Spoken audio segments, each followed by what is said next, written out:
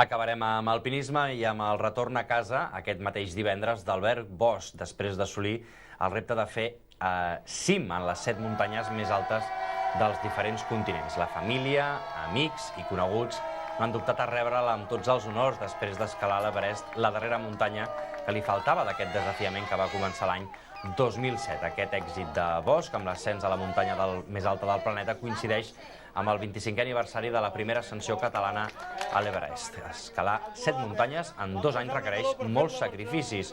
Així ens ho ha explicat l'Albert.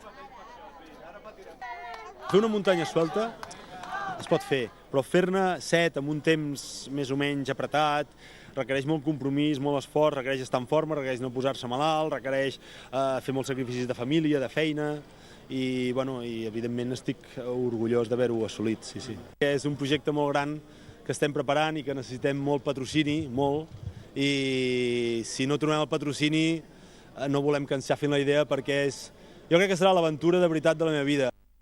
Doncs enhorabona a l'Albert i desitgem que en la pròxima aventura, que ja ens explicarà, tingui molts èxits. Marxem, no tenim temps per a res més. Tanquem la paradeta. Demà més esport en xarxa, XS, aquí els esports a la xarxa no s'aturen. Això és un no parar. Que vagi bé el cap de setmana. Adéu-siau.